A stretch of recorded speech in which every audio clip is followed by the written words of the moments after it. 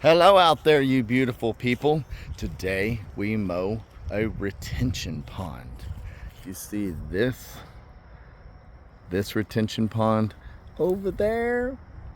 We'll go over there and walk in a minute. But it has to be done with the skid steer. We're using a big mower right now. I'm trying to keep my distance so we don't die. We're going to bring the articulating mower after because it's a little more finicky. We do what we can with the big mower first, but these retention ponds seem to be a decent problem for most HOAs. This is an HOA.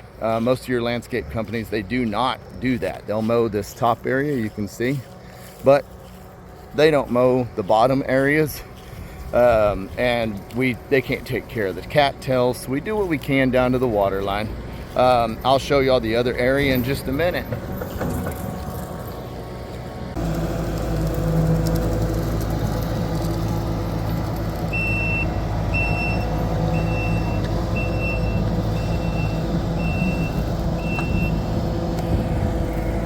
You notice we go slow and steady, and mainly on this area. And it stinks because normally we can go a lot faster. You see that rock? If we got a low RPM, we've got houses, we're strategic. We're not mowing sideways like this, we're mowing up and down, so it blows the rocks down. We're not trying to be dangerous, we work safe. We're not going to hit these houses because it will. Even at low RPM, we've got it turned down, it still will throw rocks. They're gonna, I'm running. So, you get the point. Slow and steady.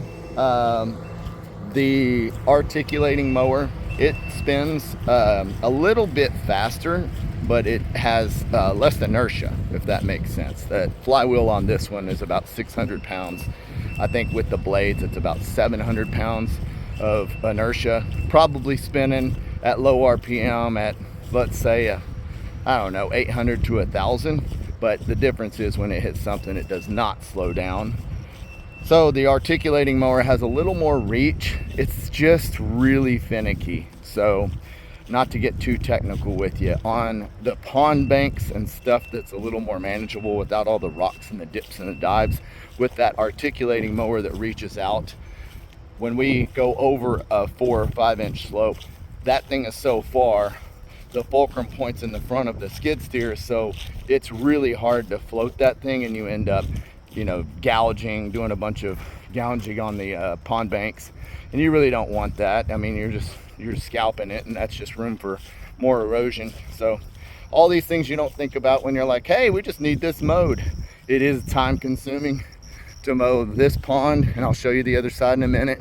To mow the whole pond down to the water line with the skid steer is about 3 working days. That comes out to, $3,500, $3,800 with the mowers, but you end up with a really clean result.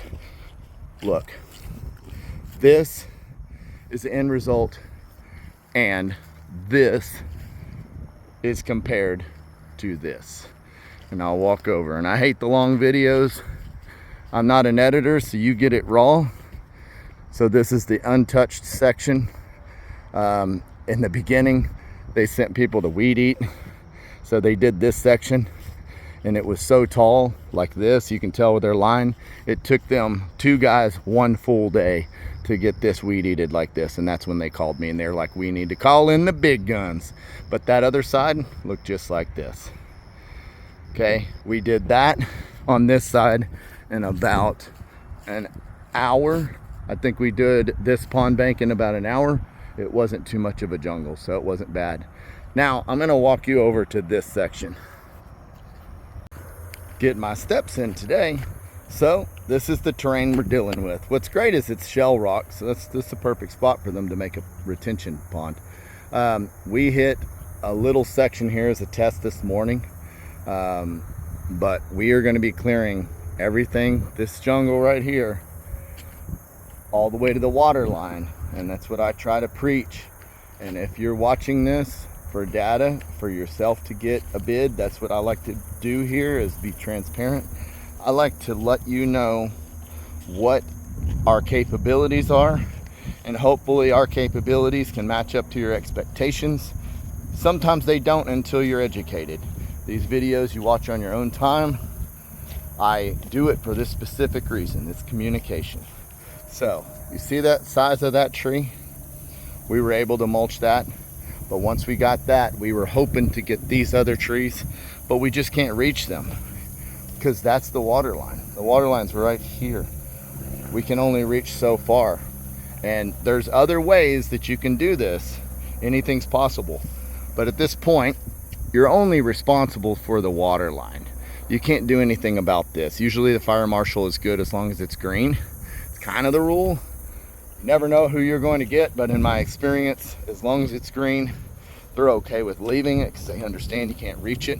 There are some options with the long reach excavator or even a large excavator with the flail head or a mulcher to get down in these sections. But what we'll do is we'll end up coming back out. We'll get what we can. All around this pond is this way, and we'll get what we can with this. We'll come back and do one sweep with the articulating mower because it's got a little bit more reach, about 8 foot more, and we'll do what we can. We're going to cut in this entire line all the way around best we can. We'll show you the end results when it happens on another video. Bye bye.